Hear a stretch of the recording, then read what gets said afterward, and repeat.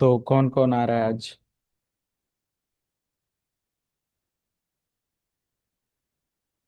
Okay. आलोक का message आया था ये लोग, बट अभी नहीं आ रहे। ठीक है। कल हम लोग बैकअप को लेकर कवर कर रहे थे।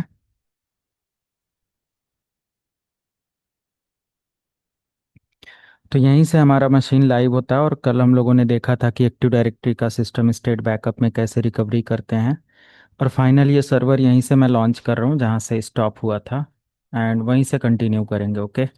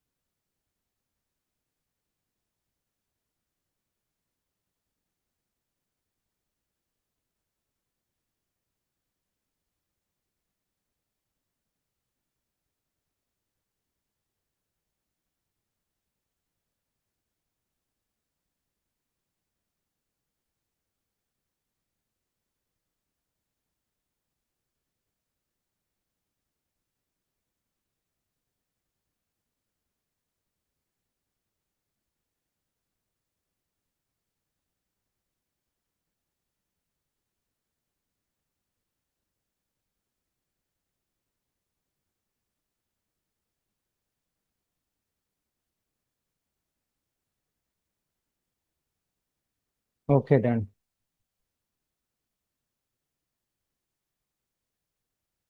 तो हमारा रिबूट हो गया मशीन। इसको लॉग इन करते हैं। बस 1 minute.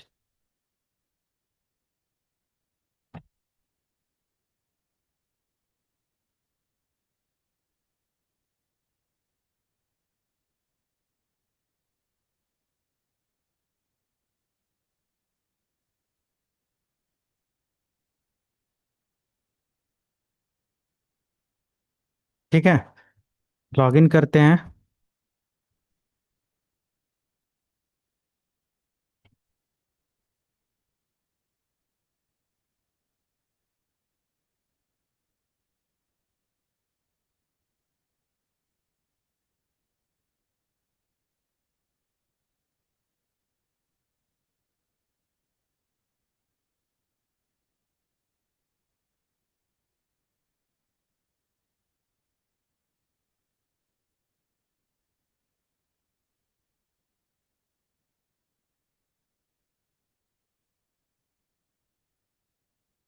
Okay done.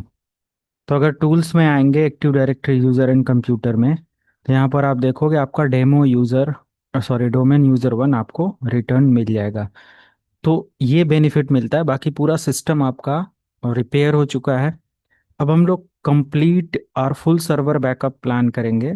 Full server backup की जो भी प्लानिंग होगी वो भी हमारा सिमिलर प्रोसेस इस्तेमाल करके होगा। बट फुल सर्वर बैकअप में हमारा कंप्यूटर सिस्टम जो है कंप्लीट सर्वर का बैकअप लेता है। तो मैंने कल WDS बनाया था, तो उसकी कुछ इमेजेस यहाँ पर पड़ी हुई हैं। तो सर्वर कंप्लीट बैकअप लेने में जो इमेज का साइज है वो भी ऐड कर सकता है, तो हम एक काम करते हैं। अच्छा ठीक है, डन हो गया। ठीक है, इमेज नहीं ऐड किया गया है, दैट इज फाइन। तो बेटर है। और फाइनल हम लोग क्या कर सकते हैं यहाँ पर, टूल्स में आएंगे, विंडोज सर्वर बैकअप में आएंगे और फुल सर्वर बैकअप प्लान करेंगे। बट उसके लिए हमारे सिस्टम पर कम से कम जो हमारा सी ड्राइव है इससे कहीं ज़्यादा स्पेस का एक ड्राइव होना चाहिए। तो 37 GB हमारे पास है, 35 GB ये है। तो हम एक काम करते हैं, इसको फॉर्मेट करते हैं और इसी में कंप्लीट सर्वर का बैकअप ई ड्राइव के अंदर लेने वाले हैं। ठीक है, बैकअप वंस पर क्लिक करेंगे, नेक्स्ट करेंगे, फुल सर्वर बैकअप सेलेक्ट करेंगे। आप कस्टम सेलेक्ट करके भी यहाँ से जाकर ऐड आइटम में फुल सर्वर बैकअप ले सकते हो, जिसको बोलते हैं bare metal recovery. So bare metal basically full server backup ही है, जिसमें आपके C drive plus complete server as it is आपका क्या हो जाता है, रिकवर हो जाता है। आप यहाँ से देख सकते हो। सो फाइनल अगर हम लोग यहाँ से बेयर मेटल रिकवरी करें या सिस्टम स्टेट, जब भी आप करते हो तो सिस्टम स्टेट में ओनली वन सर्वर या सिस्टम स्टेट ओनली होता है, बट बेयर मेटल के साथ आपका पूरा बैकअप बनता है। ठीक है, तो बेयर मेटल लेंगे और ओके करेंगे एंड नेक्स्ट करेंगे। बेयर मेटल लेते हुए ध्यान देना कि आपका जो बैकअप है बेयर मेटल ऐड आइटम में, तो ये एडिशनल कोई ड्राइव को ना सिलेक्ट करके रखा हो, नहीं तो फिर बहुत टाइम लग जाएगा। तो ऐड करते हैं और नेक्स्ट करते हैं। लोकल ड्राइव में बैकअप रखते हैं जो कि ई ड्राइव है, नेक्स्ट करते हैं, बैकअप प्लान कर लेते हैं बस। तो जो भी हमारा बैकअप है ये कंप्लीट बैकअप बनेगा और फिर उसके अकॉर्डिंग ये आगे प्रोसेस करेगा। ओके।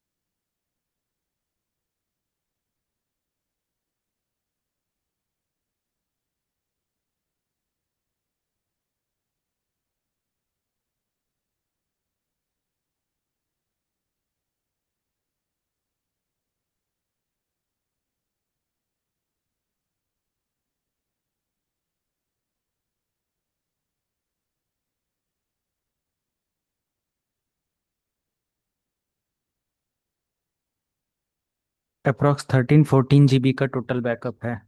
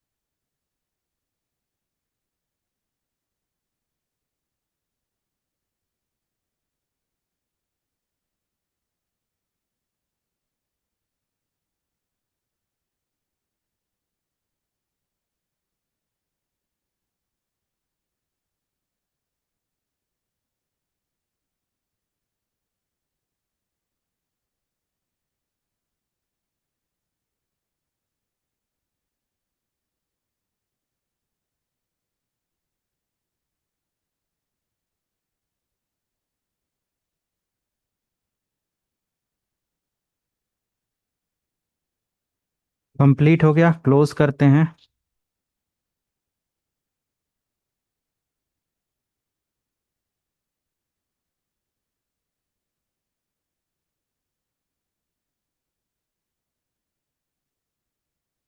यहाँ पर आप देख सकते हो,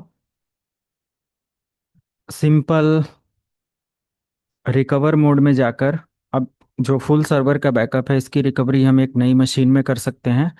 और एक फ्रेश हार्ड डिस्क में, अगर हमारा हार्ड डिस्क पूरी तरीके से क्रैश हो जाता है, सर्वर क्रैश हो जाता है, तो नई डिस्क में कर सकते हैं, या इसी पर्टिकुलर सर्वर में एक नई हार्ड डिस्क लगाकर कर सकते हैं, या नए सर्वर वगैरह में अपग्रेड करना है तो उसमें भी कर सकते हैं। जैसे अभी हमारे पास पुराना सर्वर है, नए सर्वर में मुझे लेकर जाना था, तो डेफिनेटली हम उसमें लेकर जा सकते हैं। क्या प्रोसेस है, सिंपल।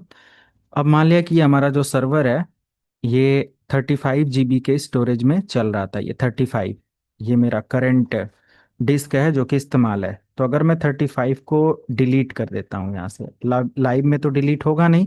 अब ये सर्वर क्रैश करने के लिए हमें क्या करना पड़ेगा, अपने सर्वर को शट डाउन करना पड़ेगा। ऑफ करते हैं यहाँ से, पावर ऑफ। एंड यहाँ से सर्वर को एडिट में आकर जो 35 GB की डिस्क है रिमूव करते हैं, ओके करते हैं, और ऑन करते हैं। तो अब हमारा सर्वर क्या है, बूट नहीं होगा, क्योंकि इसका मैंने पूरा ओएस करप्ट कर दिया, पुरानी डिस्क सब कुछ यहाँ से डिलीट हो गया। अब आपके पास इस सर्वर पर क्या है, एक डिस्क है जो कि 38 GB है, इसके अंदर बैकअप है। अब ये डिस्क हमें उस सर्वर में ऐड करना है जिस सर्वर में हमारा ये पेन ड्राइव हो सकता है या हार्ड डिस्क हो सकता है, कुछ भी। तो जिस सर्वर पर रिकवर करना है उस पर हम इस पेन ड्राइव या इस हार्ड डिस्क को कनेक्ट करेंगे। और उसमें ऑलरेडी हार्ड डिस्क एक नया होगा जिसमें हम रिकवर करेंगे। तो यहाँ पर कोई हार्ड डिस्क नहीं है, तो मैं एक हार्ड डिस्क ले लेता हूँ जिसके अंदर मैं ये सारा डेटा रिकवर करूंगा। 40 GB की हार्ड डिस्क ले लेता हूँ, ठीक है। ये, तो ये हमारा पुराना डिस्क है जिसके अंदर बैकअप है, और ये हमारे पास करंट डिस्क जिसके अंदर मुझे रिकवर करना है। करंट डिस्क जो हमारा नया सर्वर होगा उसका होगा, और बैकअप वाली डिस्क जो हमारा एक्सटर्नल हार्ड डिस्क होगा, हार्ड ड्राइव होगा, पेन ड्राइव होगा, कुछ भी होगा। सिस्टम को यहाँ से मैं करता हूँ रीस्टार्ट, और रीस्टार्ट करने के साथ मुझे इसको बूट करना है पेन ड्राइव लगाकर या जो कुछ भी है। बूट करने के साथ साथ आपको यहाँ पर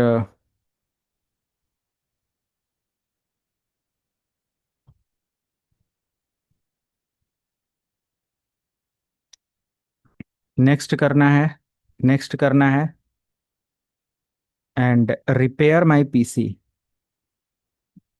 ये previous version setup. Next, repair your computer, trouble shoot, system image recovery. ये हमारा रिकवरी यहाँ से सिलेक्ट हो जाएगा ऑटोमेटिक, अगर वो डिस्क आपके सिस्टम पर अटैच है तो। नेक्स्ट करेंगे, नेक्स्ट करेंगे। यही डिस्क है हमारा सी ड्राइव, DC1 करके सर्वर था। पूरा बैकअप वाली डिस्क अगर आपके सिस्टम पर अटैच है तो वो डिटेक्ट कर लेगा। उसको यस करेंगे, कंटिन्यू करेंगे, थोड़ी देर वेट करेंगे, और रिकवरी स्टेप आपका स्टार्ट हो जाएगा। कभी कभी इशू आता है यहाँ पर, जो हमारी करंट डिस्क है वो रिकॉग्नाइज नहीं होता है। तो हम एक दो बार रीस्टार्ट वगैरह कर लेंगे तो प्रॉपर तरीके से हो जाएगा। कभी कभी हमारी जो नई हार्ड डिस्क है वो फॉर्मेट नहीं होती है तो डिटेक्ट नहीं करता, कुछ वर्जन में ऐसा हो सकता है। तो हम सबको पता है कि CMD टर्मिनल का इस्तेमाल करके हम डिस्क वगैरह फॉर्मेट कर सकते हैं, मैंने डे 1 के सेशन में कोर सर्वर पर बताया है। और रिपेयर में जाकर हम कमांड प्रॉम्प्ट ओपन कर ही सकते हैं, इससे पहले अभी आपने ऑप्शन देखा। तो बहुत आसानी से विदिन 2 मिनट आप पूरे सर्वर को नई मशीन में रिकवर कर सकते हो, और server up to date same सारे रोल फीचर फंक्शंस के साथ आपका लाइव हो जाएगा।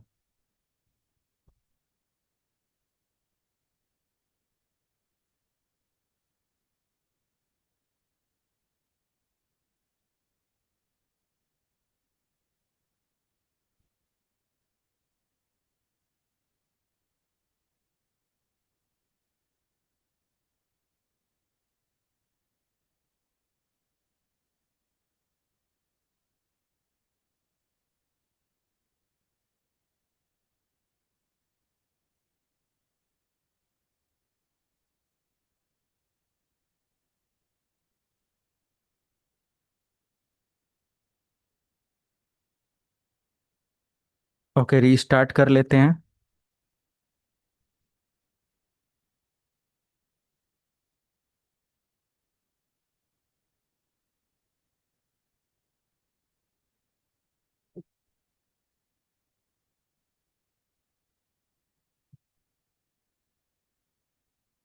हो गया सर्वर रिकवर, है ना।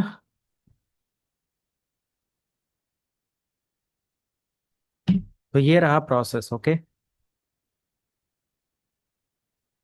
ऑन होने देते हैं और चेक कर लेते हैं हमारा एक्टिव डायरेक्टरी सब कुछ प्रॉपर फंक्शन कर रहा है ना।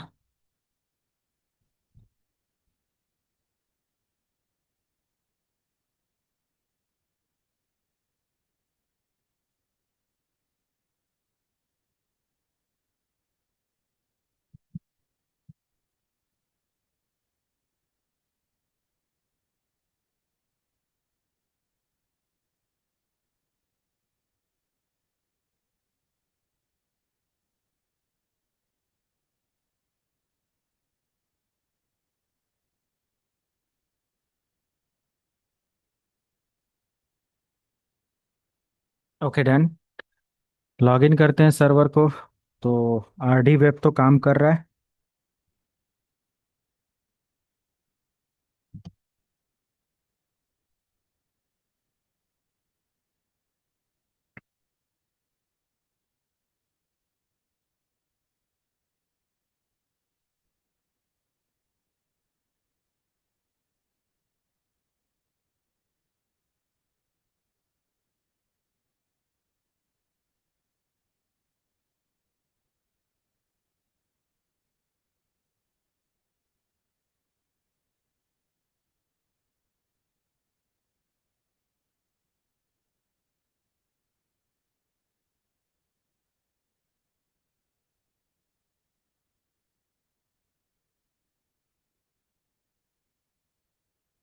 ये कुछ सर्विसेज हैं, बहुत नेसेसरी नहीं है।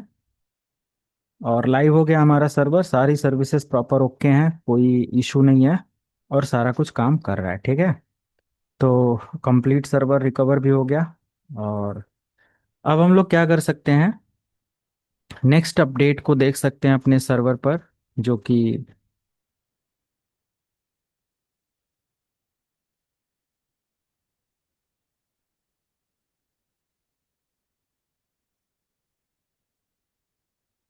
IIS service. ओके, सो इसको हम लोग बोल सकते हैं web server.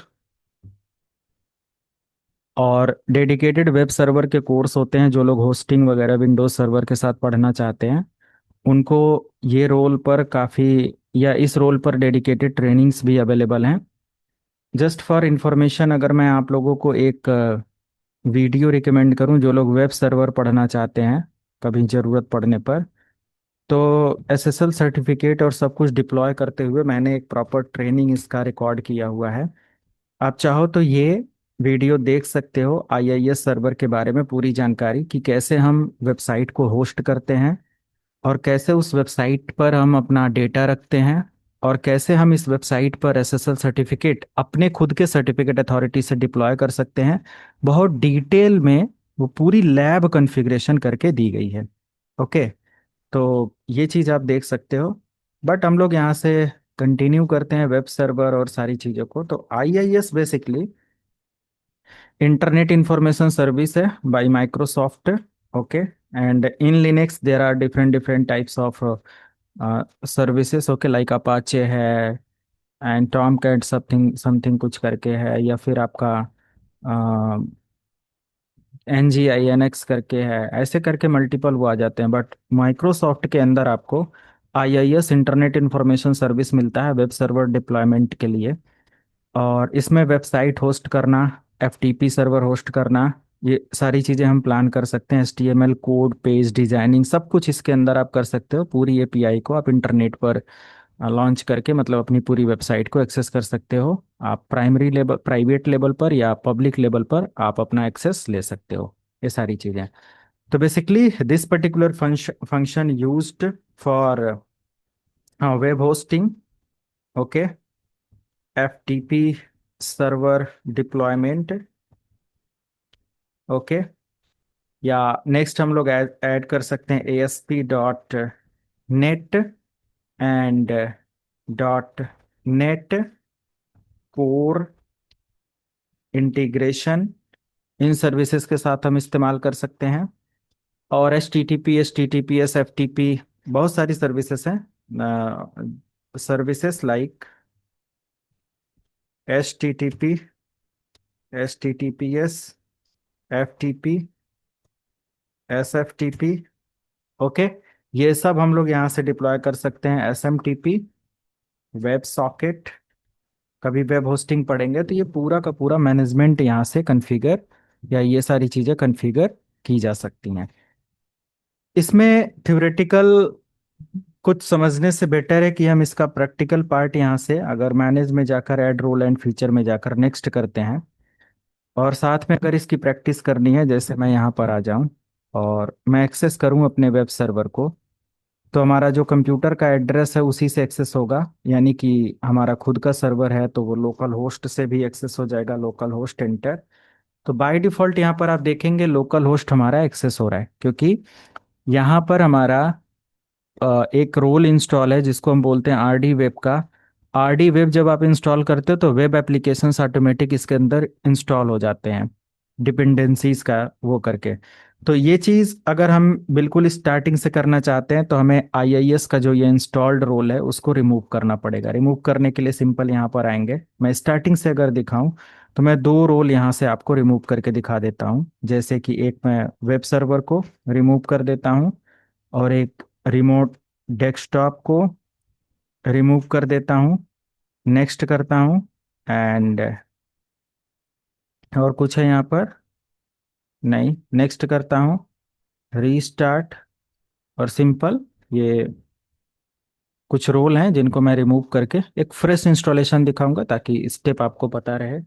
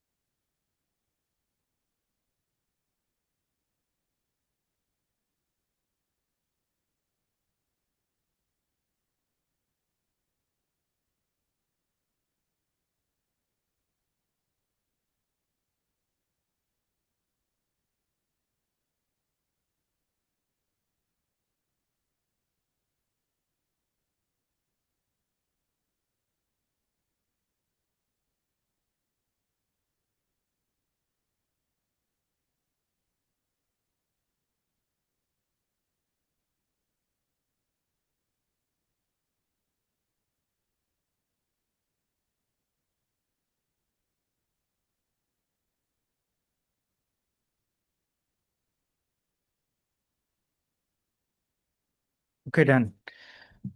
So log in करते हैं अपने सर्वर को, रिमूव हो गया। फ्रेश इंस्टॉलेशन वेब सर्वर का करते हैं।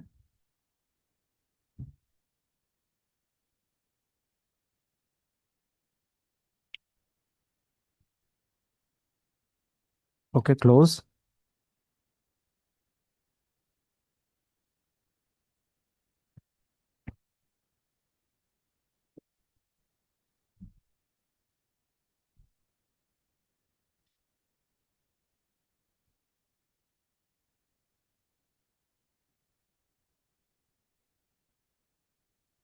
Okay done.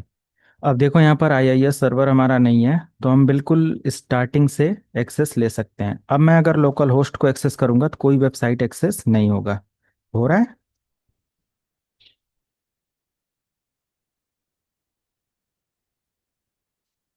कैश फाइल वगैरह की वजह से कभी ऐसा अगर हो तो आप इसको क्लीन कर सकते हो। एंड यस, अभी देखो लोकल होस्ट हमारा एक्सेस नहीं होगा, ठीक है। तो अभी हमें क्या करना है, अपना वेब सर्वर ऑन करना है इंस्टॉलेशन के साथ। और जस्ट हम यहाँ से सेलेक्ट करेंगे वेब सर्वर आईआईएस और सेलेक्ट करके ओके कर देंगे। नेक्स्ट करेंगे, स्क्रॉल डाउन करेंगे और नेक्स्ट करेंगे, नेक्स्ट करेंगे। अब वेब सर्वर के साथ आपको आईआईएस लेकर चलना है तो बाय डिफ़ॉल्ट आईआईएस हो जाएगा। बट अगर आपको एफटीपी कॉन्फ़िगर करना है तो एफटीपी के लिए अलग से ये ऑप्शन है, सिलेक्ट करना पड़ेगा, तब जाकर आप नेक्स्ट करके कॉन्फ़िगर करते हो। आईआईएस ऑटोमेटिक हमारा है। बाकी नीड के अकॉर्डिंग आईआईएस के या अनदर कॉन्सेप्ट लाइक कंसोल और हम ऐड कर सकते हैं। बट हमारे सिलेबस के अकॉर्डिंग अगर हम लोग देखें तो यहाँ पर एनफ है एफटीपी को लेना और आईआईएस को लेना, ठीक है। वेब होस्टिंग जब आप सीखेंगे तो उसमें और एडिशनल सर्विसेज आपको अलाउ करनी पड़ सकती हैं। तो मैं यहाँ से नॉर्मल एक वेब होस्टिंग करा देता हूँ, कैसे क्या करना है। नॉर्मल इन द सेंस कैसे वेब होस्टिंग होती है, बाकी एसएसएल सर्टिफिकेट ये सब तो आपको एक एडिशनल इनके प्रोग्राम्स और सारी चीज़ें हैं। वेब होस्टिंग आई थिंक वो डेवलपर का पार्ट होता है और ये सारी चीज़ें, तो that is another thing. But आप कैसे पेजेस को ऑर्गेनाइज करते हो, कहाँ पर इसका रिकॉर्ड बनता है, कैसे वेबसाइट अगर डेवलप करके कोई देता है तो उसको आप रख सकते हो ताकि वो एक्सेस हो, सब कुछ यहाँ पर आपको आइडिया लग जाएगा। तो जस्ट मैं यहाँ से इंस्टॉलेशन प्रोसेस कंटिन्यू करता हूँ, कंप्लीट हो गया, क्लोज करते हैं। और फाइनल अब मैं यहाँ से आकर एक्सेस करूँगा तो हमारा लोकल होस्ट एक्सेस हो जाएगा, क्योंकि हमारा एक बाई डिफ़ॉल्ट वेबसाइट लॉन्च हो जाता है।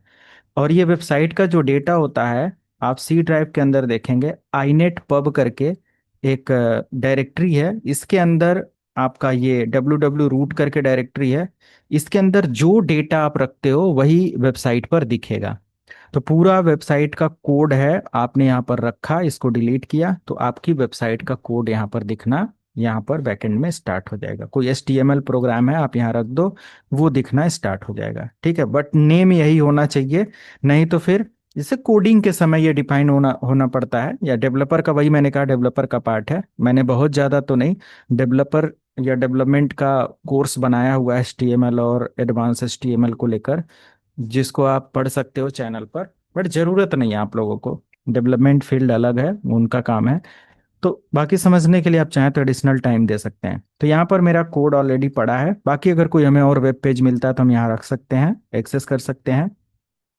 अब ये लोकल होस्ट हमारा इस तरीके से वेब पेज के साथ आ गया। टूल्स में आते हैं इंटरनेट इंफॉर्मेशन सर्विस, और हम यहीं से चाहें तो अपने वेबसाइट को लॉन्च, अपडेट, अपग्रेड, वट जो कुछ भी सेटिंग करना है सब। बाय डिफ़ॉल्ट हमारी एक साइट है, डिफ़ॉल्ट साइट ये चल रहा है, ठीक है। अब इस साइट पर बहुत सारे बाय डिफ़ॉल्ट कोड, डेटा और ये सारी चीज़ें अवेलेबल हैं, जो कि आप यहाँ से देख सकते हो। एसएसएल डिप्लॉय करना है, इसकी कॉन्फ़िगरेशन है, लॉगिंग डिटेल है, पूरा का पूरा पेज बाइंडिंग है। पेज बाइंडिंग को एचटीटीपी से एचटीटीपीएस पर लेकर जाना है, वो सब यहाँ पर सेटिंग्स और सारी चीज़ों में दिया हुआ है, जो कि आप कर सकते हो। बाइंडिंग 80 के साथ है, मॉडिफाई करके कुछ और करना चाहते हो, कोई स्पेसिफिक आईपी देना चाहते हो। ये होस्टिंग जब आप कभी आ, करेंगे या सीखेंगे तो आपको एडिशनल कुछ सीखना पड़ेगा इस रोल के साथ, राइट। तो ये वेबसाइट होस्टिंग के बारे में। बाकी परफेक्टली हमारा एक वेब पेज लॉन्च है, होस्ट है। अगर एसएसएल वगैरह डिप्लॉय करना है तो मैंने एक वीडियो रिकमेंड किया है, आप चाहो तो खुद का सर्टिफिकेट अथॉरिटी बना सकते हो, खुद खुद के वेबसाइट के कंटेंट डिजाइन कर सकते हो, ठीक है। ये है। बाकी हमारा कॉन्सेप्ट है, वापस आते हैं अपने सिस्टम पर और यहाँ से हम लोग एक वेबसाइट लॉन्च करते हैं, वेब सर्वर में भी हमारे कंपनी के अंदर बहुत सारा यूजर है जो कि कोई डेटा एक्सेस करता है, मे बी एप्लीकेशन है एक्सेस करता है। तो उसको बार बार इंटरनेट से डाउनलोड करने के बजाय जो भी रिक्वायर्ड अपडेट्स, इंफॉर्मेशन, जो भी सारी चीज़ें हम अपने एफटीपी सर्वर पर रख के उसको एक्सेस करा सकते हैं।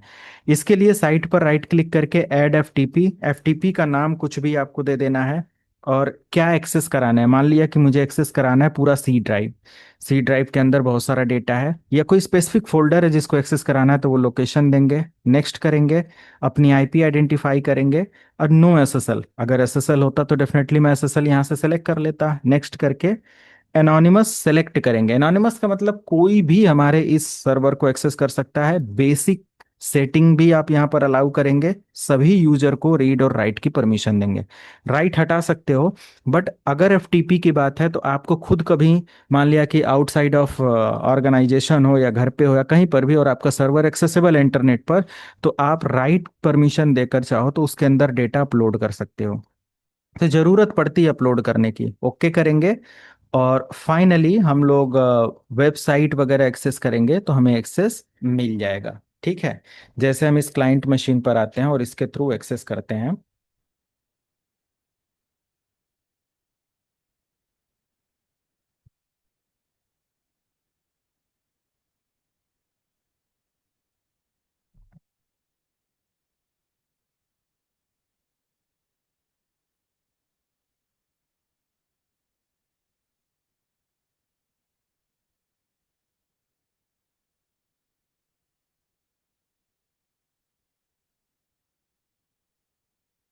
जब तक आपका ब्राउज़र सिक्योर ब्राउज़र नहीं है, या सॉरी सिक्योर कॉन्फ़िगरेशन है, तब तक आप इंटरनेट एक्सप्लोरर का इस्तेमाल करें माइक्रोसॉफ्ट की सर्विसेज एक्सेस करने के लिए, या फायरफॉक्स जैसा। जो गूगल क्रोम है और ये सब इनसिक्योर साइट्स और इन सारी चीज़ों को अलाउ नहीं करता। तो हम यहाँ से अगर अपने सर्वर की आईपी डालें 1.10, तो हमारा web server, local web server जो है वो एक्सेस होगा।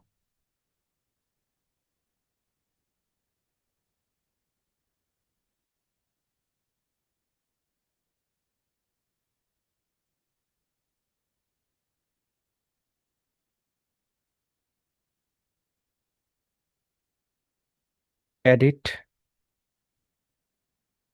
कल की सेटिंग्स हम लोगों ने शायद चेंज नहीं किया है।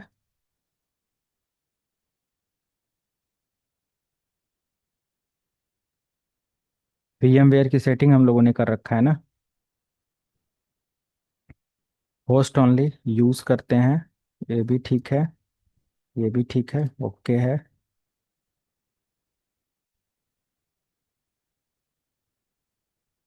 नेटवर्क एडाप्टर नेट पर ले लेते हैं, और विंडोज 10 का नेटवर्क एडाप्टर नेट पर, सही तो है। इधर वाले पर एक बार और वेरीफाई करते हैं, नेट पर ओके है, कोई दिक्कत नहीं।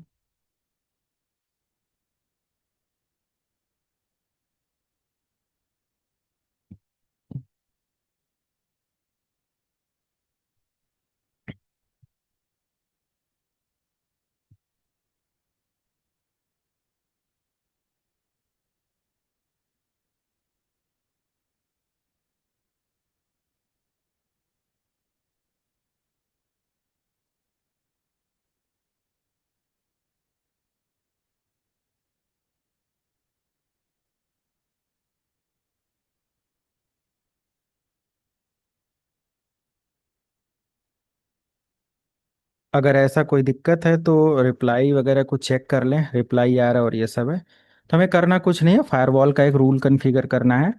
क्योंकि हमारा सारा कुछ ओके है, और अगर बाहर से एक्सेस नहीं हो रहा है तो हम सबको पता है कि फायरवॉल सिक्योरिटी है जो कि ब्लॉक करके रखता है, तो हम इस सिक्योरिटी को भी क्या कर सकते हैं,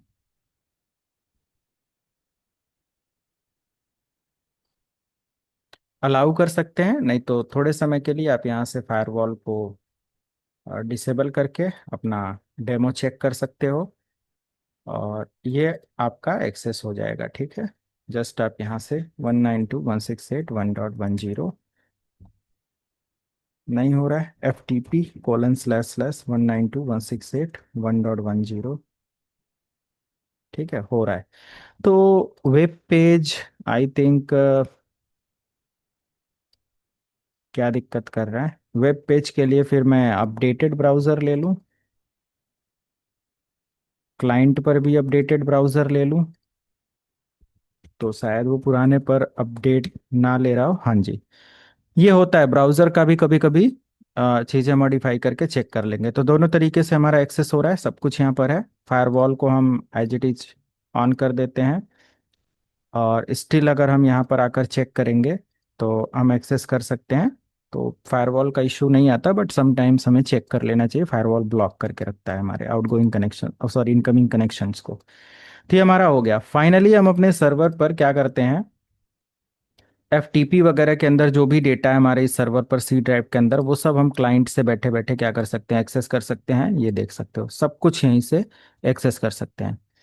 तो ये बेनिफिट हमें देखने को मिलता है।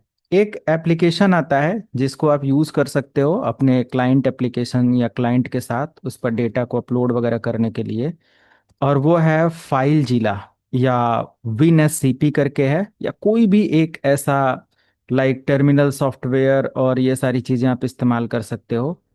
क्या हमारे पास फाइल जिला है? नहीं है। तो हम एक काम करते हैं, एक एप्लीकेशन डाउनलोड करते हैं। अगर आपको डेटा अपलोड करना सीखना है तो फाइल जिला और क्लाइंट के लिए डाउनलोड कर सकते हो। बहुत आसान है, डाउनलोड करना है, फ्री एप्लीकेशन है, छोटा सा। डाउनलोड जैसे ही आपका कंप्लीट हो जाएगा, इसको आपको क्लाइंट जिस भी कंप्यूटर से आप सर्वर को एक्सेस करना चाहते हो, तो मैं क्लाइंट पर हूँ और क्लोज करता हूँ इसको, इसको, इसको। और जो एप्लीकेशन मेरा डाउनलोड हुआ है उसको मुझे अपने क्लाइंट पर इंस्टॉल कर लेना है। तो ये फाइल जिला है, और ओके करते हैं, यस करते हैं।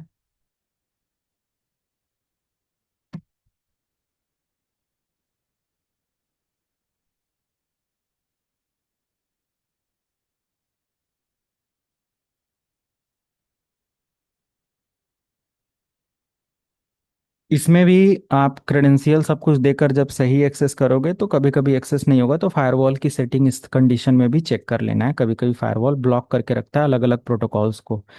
ओके। तो हमें या तो फायरवॉल का रूल कॉन्फ़िगर कर लेना है, अगर फायरवॉल ऑन करने के साथ एक्सेस करना है, तो ऑफ करके हम अपना डेमो चेक कर सकते हैं। लॉन्च हो रहा है। अब मान लिया कि मुझे फायरफॉक्स को उस पर अब अपलोड करना है, तो हम यहीं से कर सकते हैं।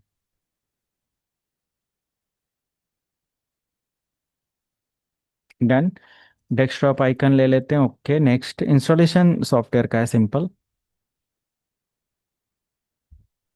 फिनिश। फाइल जिला को ओपन करेंगे, अपने सर्वर की आईपी यहाँ पर देंगे,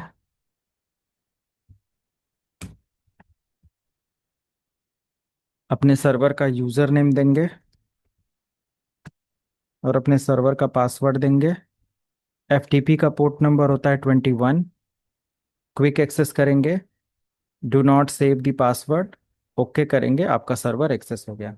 अपने कंप्यूटर से कुछ भी आपको रखना है उठा के रख दो यहाँ पर सी ड्राइव के अंदर, या आईनेट पब के अंदर, जहाँ कहीं भी रखना है। मैं बाहर रखना चाहता हूँ, बाहर रख दूंगा।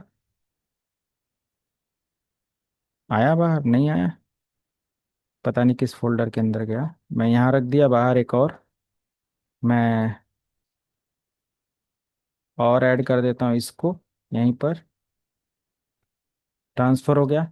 और सर्वर के अंदर आकर अगर चेक करोगे आप, तो सॉरी, ये क्या इंस्टॉल हो रहा है, माई कंप्यूटर के अंदर सी ड्राइव ओपन करेंगे।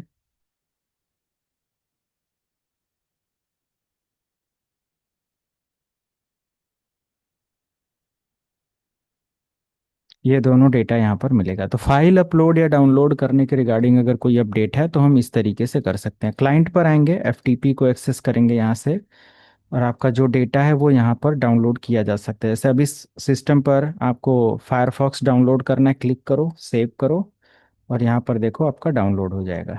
ठीक है। स्कैन कर रहा है समथिंग, कुछ ऑप्शन में जाकर आप इसको क्या कर सकते हो,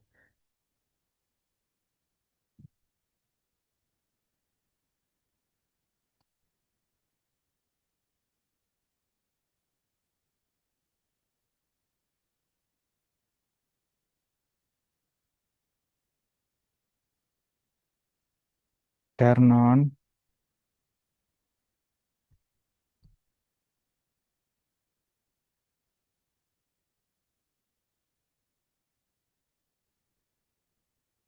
अब सिक्योरिटी फिल्टर मुझे वो करना पड़ेगा। तो हम यहीं से डायरेक्टली रन कर सकते हैं, कोई दिक्कत नहीं। डाउनलोड यहाँ पर थोड़ी देर में हुआ बट हुआ, रन कर सकते हैं और एग्जैक्टली काम करेगा। ठीक है, थोड़ा स्कैन कर रहा है, सिक्योरिटी टेस्ट कर रहा है, बट हमारा डाउनलोड हुआ। तो डाउनलोड सेक्शन के अंदर आप आकर चेक करोगे तो डाउनलोड के अंदर आपको डेटा मिलेगा। ठीक है, जितनी बार भी क्लिक किया सब डाउनलोड हुआ। तो अभी हम इस तरीके से अपना वेब सर्वर और ये सारी चीज़ें कर सकते हैं। वीडियो सेशन जब आप देखोगे वेबसाइट पर, तो मैंने उसके अंदर ब्रूट फोर्स अटैक भी इसमें सिखा रखा है, सिक्योरिटी पॉइंट ऑफ व्यू से कैसे हम उसको सिक्योर कर सकते हैं। आप उसको देख सकते हो, समझ सकते हो।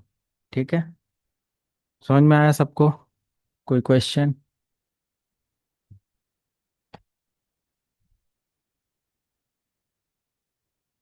Okay, no problem.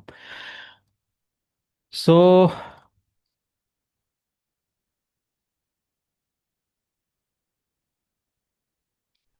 अब यहाँ पर ये रहता है कि हमारे सिस्टम पर कुछ एडिशनल सर्विसेज, ये हमारा क्लाइंट मशीन जो है, मैं इसको क्लोज करता हूँ और मैं चेक करता हूँ दिस पीसी के अंदर आकर, और इसको ज्वाइन करता हूँ क्योंकि कल हम लोगों ने रिमूव किया था इसको। कंप्यूटर के अंदर आकर चेंज, और इसका नेम देते हैं सीखो live dot local. Okay.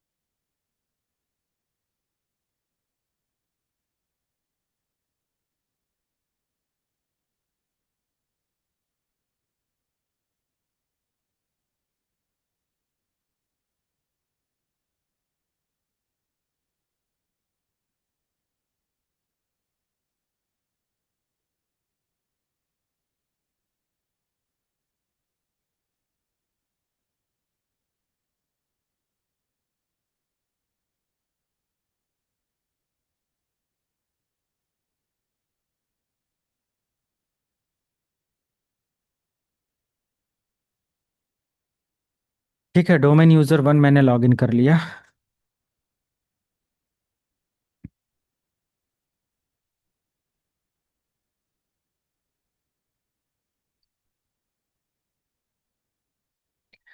IIS और इन सब के साथ हम एक सर्विस यहाँ पर रन कर सकते हैं, remote services. Okay, remote services, जिसमें हमारा बहुत सारा रिमोट सर्विस आ जाता है, जैसे वीपीएन की सर्विस है, आपका आरआरएस की सर्विस है, routing and remote access service, और आरआरएस के अंदर ही वो आ जाएगा, नेट की सर्विस है।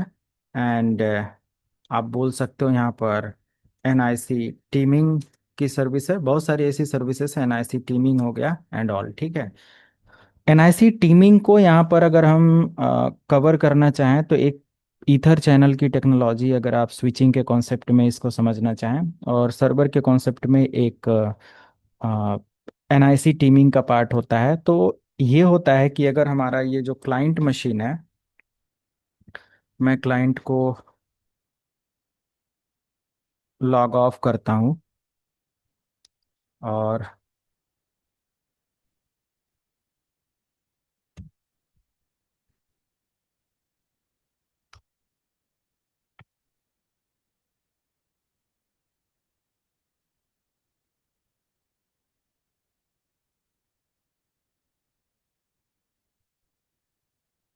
एडमिन यूजर से लॉगिन करते हैं, क्योंकि आईपी बार बार चेंज करनी है ना, तो दिक्कत ना हो।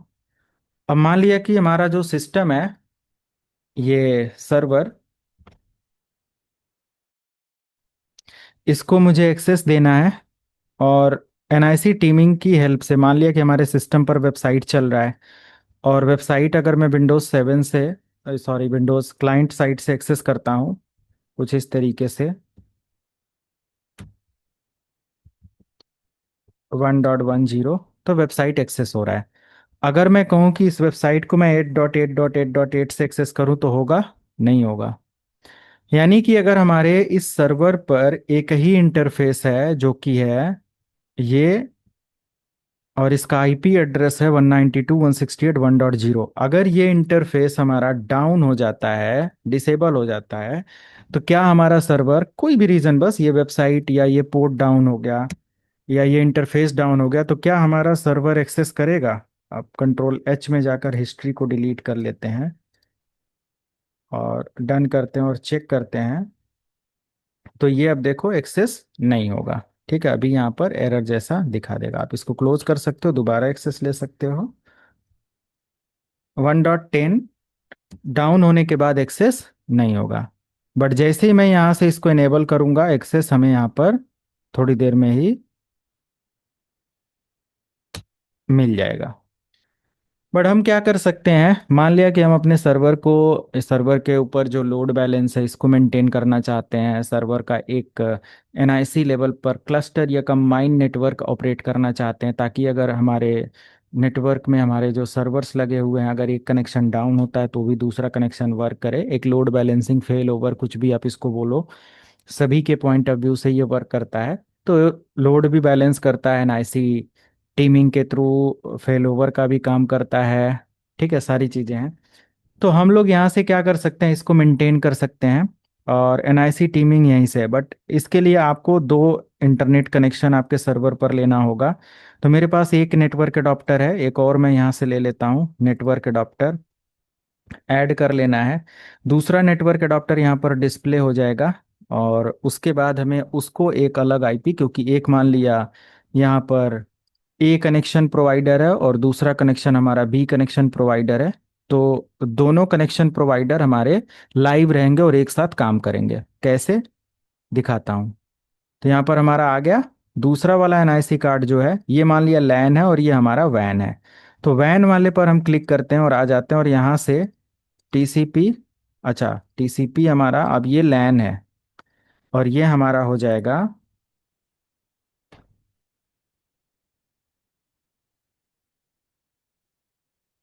पब्लिक, और ये हम लिख देते हैं प्राइवेट। ठीक है, तो हो गया।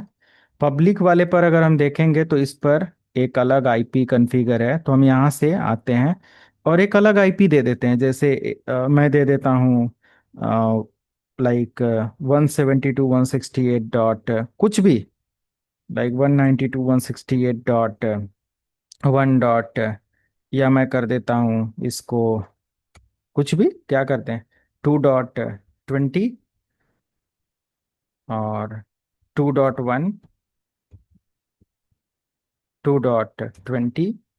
ठीक है, अब ये कॉन्फ़िगरेशन मैंने इस पर कर दिया 2.20।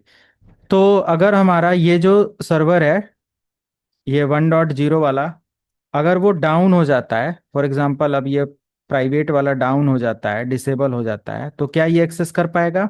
नहीं, ये गोल गोल घूमेगा। तो हम एक्सेस किससे कर सकते हैं, हम यहाँ पर 192.168.2.20 से कर सकते हैं। बट 2.20 एक्सेस कब होगा, जब हमारे सिस्टम पर आईपी चेंज होगा। देखो, हमें पूरे नेटवर्क में सबको बताना पड़ेगा कि भैया हमारी आईपी, प्राइमरी आईपी डाउन हो चुकी है, प्राइमरी कनेक्शन, और अपनी आईपी अब चेंज करो। तो मैं यहाँ पर अगर 2.50 करूँगा और 2.1 करूँगा, तब जाकर ये सर्वर एक्सेस होगा। मैंने क्लिक किया, ओके किया, अब देखो यहाँ पर हमारा सर्वर क्या हो जाएगा, एक्सेस हो जाएगा 2.20 का। डीएनएस भी चेंज करना पड़ेगा, नहीं, हो गया एक्सेस। तो ये है। बट मैं चाहता हूं कि नहीं, इस तरीके से तो बार बार हम आईपी ही चेंज करते रहेंगे। तो हम लोग क्या कर सकते हैं, क्लाइंट को एक अलग आईपी मैं दे देता हूं। जैसे इस क्लाइंट को मैं एक आईपी असाइन करता हूं।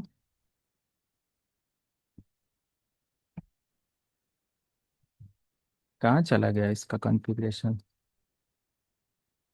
ये हो गया IP वर्जन 4, और मैं इसको एक आईपी देता हूँ 8.8.8.1 या 8.8.10, कि भाई तुम 8.8.8 पर काम करो। और जो मेरा सर्वर है, उसको मैं एक वर्चुअल आईपी दे दूंगा 8.8.8.8। अब इसके थ्रू एक्सेस करो, तो एक्सेस तो होगा नहीं। इसमें अलग आईपी, इसमें अलग आईपी है, दोनों की आईपी आपको पता है, एक का 192.168.1.10 है और एक का 2.20 है।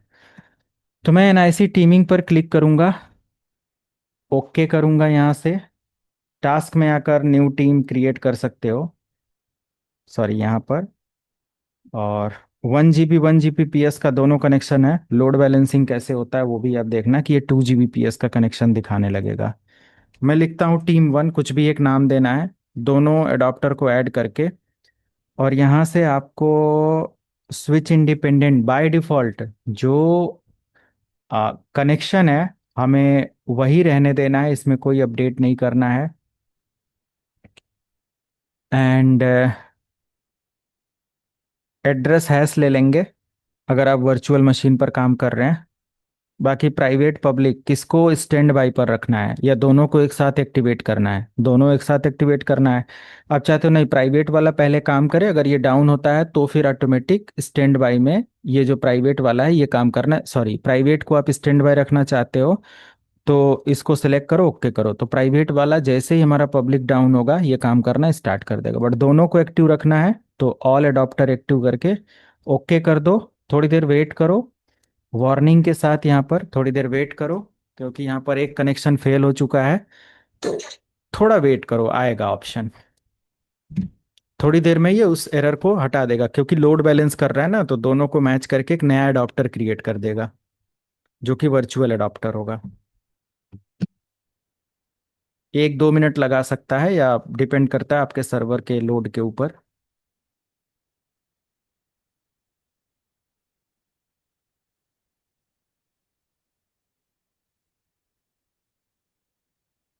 आ गया एक्टिव, दोनों एक्टिव हो गए।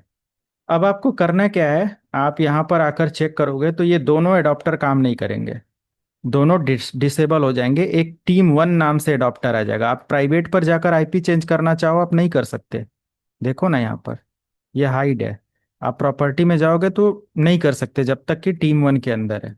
तो आपको करना क्या है, इस टीम 1 वाले पर एक आईपी प्लान कर देनी है, जैसा कि मैंने क्लाइंट को आईपी दे रखा है। अब क्लाइंट को मैं एक पब्लिक आईपी दे देता हूँ जो इंटरनेट की आईपी है 8.8.8, और ओके कर दिया। 255.255.255.0, ओके ओके ओके। और क्लाइंट पर मैंने आई थिंक 888 को कॉन्फ़िगर तो किया, but subnet mask I don't know क्या दिया था, बट ठीक है ये एक्सेस कर लिया, देखो 888 को। अब नो मैटर कि आपका प्राइवेट डिसेबल हो जाए, देखो डिसेबल हो गया, कोई दिक्कत नहीं, यहाँ पर आपका फिर भी एक्सेस होता रहेगा, कोई दिक्कत नहीं है। अगर ये इनेबल होता है और ये वाला डिसेबल हो जाए कोई प्रॉब्लम नहीं, डिसेबल्ड, और यहाँ से आप देखोगे तो ये एक्सेस होता रहेगा। ठीक है, ऐसे और भी अडॉप्टर्स आप ऐड कर सकते हो, है ना, ग्रुप में, और उनको कॉन्फ़िगर कर सकते हो। दोनों को मैं यहाँ से इनेबल करता हूँ। आप इस पर पब्लिक आईपी देकर वर्ल्ड वाइड एक्सेस ले सकते हो, कहीं से भी एक्सेस ले सकते हो। तो ये डिपेंड करता है, और बहुत आसानी से कॉन्फ़िगरेशन हो जाती है। अब अगर आप चेक करोगे अपने नेटवर्क अडॉप्टर को तो 888 पर ये ऑपरेट हो रहा है। और दूसरी चीज़, टीम 1 जो है इसका स्टेटस अगर आप निकालो तो 1 GB PS का कनेक्शन है, क्योंकि अभी अडॉप्टर प्रॉपर तरीके से सिंक नहीं हुआ होगा, ये देखो फेल है। मैंने डिसेबल किया था ना, तो थोड़ा समय लेगा, एक्टिवेट हो जाएगा, तो 1 GB PS जो दिखा रहा है ना, ये 2 GB PS आ जाएगा। देखो 2 GB PS हुआ, मतलब यहाँ पर एक्टिव हो गया। ठीक है, ऑटोमेटिक ये सारा प्रोसेस हो रहा है, 2 GB PS की स्पीड आपको थ्रूपुट में मिलेगा। तो इस तरीके से हम क्या कर सकते हैं, अपने सर्वर पर लोड बैलेंसिंग और इन सारी चीज़ों को मेंटेन, मैनेज, कॉन्फ़िगर कर सकते हैं, है ना। ये भी एक बहुत इंपॉर्टेंट रोल था जो कि आपने देखा। ओके, बाकी तो एक फाइनल अपडेट या फाइनल सेशन मंडे को रखते हैं, जिसमें हम वीपीएन कॉन्फ़िगरेशन, एफएसएमओ रोल ट्रांसफ़र और ये सारी चीज़ें कर लेंगे। ओके। सर इसमें ये जो हमने टीमिंग किया था, हाँ तो हाँ। इसमें अगर हमें सारी मतलब लोकल आईपी ही देनी हो, जैसे एक ही सीरीज की हमें आईपी देनी है। तो एक ही सीरीज का देने का क्या मतलब है, फिर कोई फायदा दिख रहा है नहीं सर, आपको? जैसे जैसे हमारे यहाँ पे क्या है, कुछ सर्वर्स लगे हुए हैं, हाँ ठीक है। हाँ। तो उसमें टीमिंग तो की गई है, बट सर एक ही आईपी होती है, क्योंकि वो इनके मतलब दोनों अलग अलग स्विचेस में लगे होते हैं केबल्स। जैसे एक हम्म। हमारा स्टैक 1 में लग गया, एक स्टैक 2 में लग गया। ठीक है। हम्म तो बट आईपी सीरीज सेम ही होती है, क्योंकि अगर लोकल पे ही चल रहा है हमारा सर्वर, हम्म। तो तो एक को उस वन केस में डॉट कैसे टू कर। कर दिया और एक को 1.3 कर दिया। हाँ। और हाँ जो तो टीम्स की आईपी होगी फिर वो कैसे आएगी सर? ये कोई भी आईपी हम 1.4 कर देंगे। नहीं, तो एग्जैक्ट आईपी जो हमें सर्वर को देनी होती है वो कौन सी हाँ यूज करेंगे सर? देखो, अगर हम सेम रेंज देना चाहें सेम रेंज दे सकते हैं, क्योंकि ये हमारा क्या है, अलग अलग एडाप्टर है, ठीक है। हम्म। अगर हमें सर्वर को बाहर से, अब ये डिपेंड करता है कि क्लाइंट को किससे एक्सेस कराना है। ओके। नहीं, जैसे अगर लोकल ही क्लाइंट एक्सेस करना सर। क्लाइंट का आईपी एड्रेस 192.168.1 मान लिया कि 50 है ना। तो ओके। 1.50 yes sir. किसको एक्सेस करेगा, अगर मैंने इस वाले को इनेबल कर रखा है विदाउट टीमिंग, तो हमें इस क्लाइंट से एक्सेस करना पड़ेगा इसको। यस ठीक। सर। अगर ये डाउन हो जाता है तो हमारा ये वाली आईपी तो एक्सेस होगा नहीं, चाहे हम सेम नेटवर्क कर लें, कुछ भी कर लें। ये यस एक्सेस सर। किससे करेगा, इससे करेगा। Yes sir. बट अगर हम अपने सर्वर पर चाहते हैं कि नहीं, क्लाइंट को 150 है तो इसको चेंज ना करना पड़े, मतलब यहां पर हम चेंज नहीं कर रहे हैं, बट हम एक्सेस करते हुए यूआरएल में तो चेंजेस कर रहे हैं ना यहाँ पर। ठीक। तो अगर हम यूआरएल में 1.3 कर रहे हैं तो उससे बेटर है कि हम इन दोनों को एक टीम के अंदर रखें और इस टीम का एड्रेस कुछ और कर दें, सिक्योरिटी भी हमारा मेंटेन हो जाएगा। अगर प्राइवेट लेवल पे है तो दिक्कत नहीं होती है, जब पब्लिक लेवल पर जाएंगे तो हम प्राइवेट आईपी रिवील नहीं करेंगे ना। बिल्कुल सर। तो उस कंडीशन में हमारा जो इसका एड्रेस होगा वो पब्लिक एड्रेस के अकॉर्डिंग असाइन कर देंगे।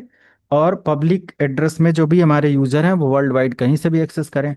और अगर प्राइवेट आईपी देना है तो आप सेम आईपी दो एडाप्टर पर नहीं दे सकते, सेम नेटवर्क तो दे ही सकते हो, ठीक है। Yes sir. तो ये कॉन्फ़िगरेशन है। बट नहीं तो सर, मुझे फिर टीम पे कोई अलग आईपी देने की रिक्वायरमेंट नहीं पड़ेगी ना सर? नहीं, अलग जरूरत नहीं है। हम्म। कॉन्फ़िगरेशन जैसा आप बता रहे हो प्राइवेट में ही लेकर चलना है तो हम एक अलग आईपी इसमें 1.5 का दे सकते हैं। और 1.5 से हम इसको एक्सेस करवाएंगे, इसी पर रिक्वेस्ट भेजेंगे। अब ये डाउन हो जाए तो 1.5 इसके साथ एक्सेस करेगा, ये डाउन हो जाए तो इसके साथ काम करेगा, ठीक है। क्योंकि दोनों का सर टीमिंग जैसे यही है।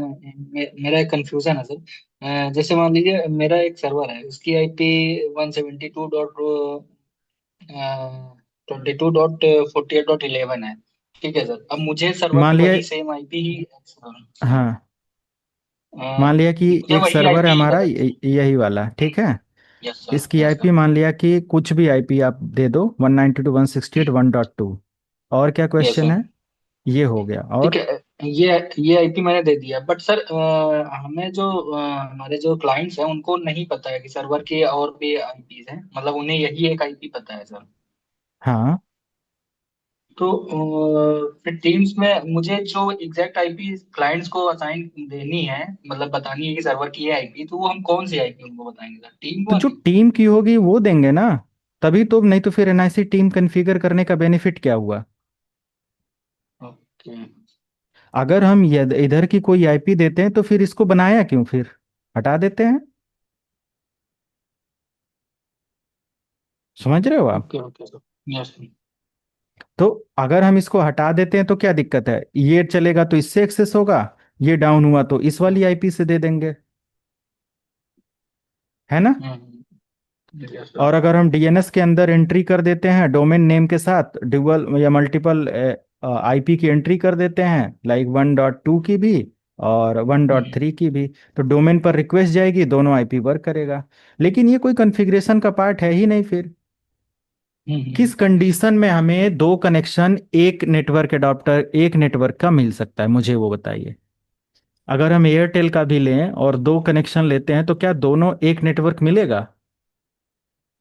नहीं सर, एक्चुअली जैसे मेरे यहाँ जो सिनेरियो है ना सर, कि लोकल ही नेटवर्क है, लोकल ही सर्वर एक्सेस हाँ तो, होता है, वो वर्ल्ड वाइड हाँ नहीं एक्सेस हाँ, होता है ना। मैं समझ तो सकता हूँ। उस केस में क्या है, वो रिडंडेंसी के लिए यूज करते हैं दो नेटवर्क अडॉप्टर्स को। हम्म। तो फिर कोई आईपी ले लें।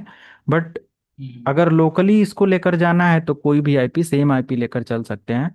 बट हम्म। थोड़ा सा नहीं होता है कि एक बेहतर कॉन्फ़िगरेशन हमें डिफरेंट नेटवर्क के साथ देखने को मिलेगी, है ना। बिल्कुल बिल्कुल। हम यस सर। सेम नेटवर्क के अंदर 256 को मैनेज कर पा रहे हैं, तो हम जब दो नेटवर्क लेंगे तो more than this host allow कर सकते हैं ना। बिल्कुल सर। हम यस बड़ा नेटवर्क ऑपरेट कर सकते हैं। Yes sir. बट ठीक है, दोनों अगर है तो दोनों का भी सिनेरियो सेम नेटवर्क का ले लें। आईपी सेम नहीं होना चाहिए कि 1.2 यहाँ पर भी है तो 1.2 यहाँ पर भी है। हमेशा वो जो तो हमारा नहीं। क्लाइंट है वो टीम को एक्सेस करेगा, ओके। Yes sir. टीम को एक्सेस करेगा, और जो यहाँ पर एडॉप्टर एक्टिव होगा वो इस टीम के द्वारा एक्सेस कर लिया जाएगा। और अगर कोई दोनों एक्टिव हैं तो दोनों लोड बैलेंसिंग का काम करते हुए एक्सेस करेंगे। 1 GB प्लस 1 GB 2 Gbps का थ्रूपुट मिलेगा, ओके। Okay sir. तो उसमें कोई इशू नहीं है। और ये भी हो सकता है कंपनी में आप जब जाएंगे और एडवांस में, जब मल्टीकास्टिंग करी जाती है तो एक ही आईपी से मल्टीपल यस सर। सर्वर चल रहे होते हैं। ओके। मल्टीकास्टिंग का एक आईपी से, जहां पर ब्रॉडकास्ट, मान लिया कि ओटीटी टाइप के कुछ प्लेटफॉर्म होते हैं और बहुत सारी चीजें, जो रिक्वेस्ट हम एक आईपी पर देते हैं और हम चाहते हैं कि वो जो सर्वर अवेलेबल हो नियर बाई वो एक्सेस हो जाए डीएनएस की हेल्प से। जैसे डीएनएस का कॉन्सेप्ट मैंने बताया ना, डीएनएस डाल दिया यस और सर। इसका एक प्रॉपर आईपी एड्रेस है।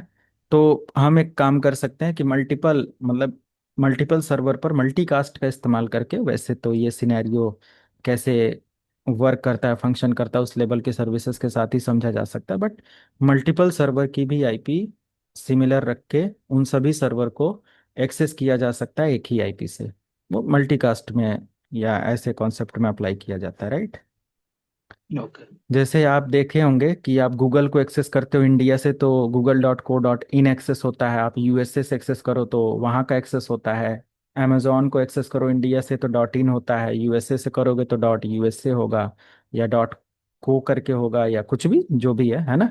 तो कैसे यस। पॉसिबल है कि हमारी रिक्वेस्ट हमारे उस सर्वर पर जा रही है, तो वहाँ के लिए एक मल्टीकास्ट लेवल की कॉन्फ़िगरेशन करी जाती है, तो जो नियर बाई सर्वर होता है उसी एड्रेस के साथ वो एक्सेस हो जाता है और उस डोमेन का वहाँ पर डिटेल डिस्प्ले होता है। ये भी सारी चीज़ें होती हैं। तो ठीक है, तो कॉन्फ़िगरेशन ये इस तरीके यस। से है। अगले उसमें हम लोग कॉन्फ़िगर करेंगे एफएसएमओ रोल ट्रांसफ़र। ये बहुत इंपॉर्टेंट है। जैसे कि अगर हमारा ये सर्वर है और इस सर्वर का पूरा रोल रिस्पॉन्सिबिलिटी अगर मुझे एक किसी दूसरे सर्वर को देना है तो हम कैसे देंगे, ठीक है, ये करेंगे। और वीपीएन सेटअप करेंगे। वीपीएन में हम लोग रेडियस कॉन्फ़िगरेशन भी करेंगे और लाइक सिंपल वीपीएन कॉन्फ़िगरेशन भी करेंगे। नेटवर्क प्राइवेट आईपी से पब्लिक आईपी ट्रांसलेशन भी करेंगे, है ना। जो कि जब enterprise real time work network के अंदर कोर नेटवर्किंग करनी होती है तो ये सब सर्विसेज जरूरी होती हैं, है ना। इसको करेंगे, देन फिनिश करेंगे, ओके। और बैच को मैं और ज़्यादा लेकर और लंबा लेकर चलता, है ना, और कुछ एडिशनल जैसे सिक्योरिटी वगैरह की चीज़ें ऐड ऑन करता, बट सभी लोग एक्टिव नहीं रहते हैं, गायब रहते हैं आपके बैच से। एडिशनल क्या पढ़ाया जाए, कुछ नहीं। बाकी अब जब वीडियोज एक्सेस करोगे तो उसमें बहुत सारी कुछ सिक्योरिटी वगैरह का जो ब्रूट फोर्स है, एसएफटीपी की सिक्योरिटी, लिनक्स वगैरह का बहुत कुछ यूज़ करके बताया गया होगा। आप टाइम टू टाइम देखेंगे तो अपडेट उसमें मिलता रहेगा, ठीक है। ठीक है। ओके, एंड करते हैं, मिलते हैं अगले सेशन में। Okay sir, thank you. Okay.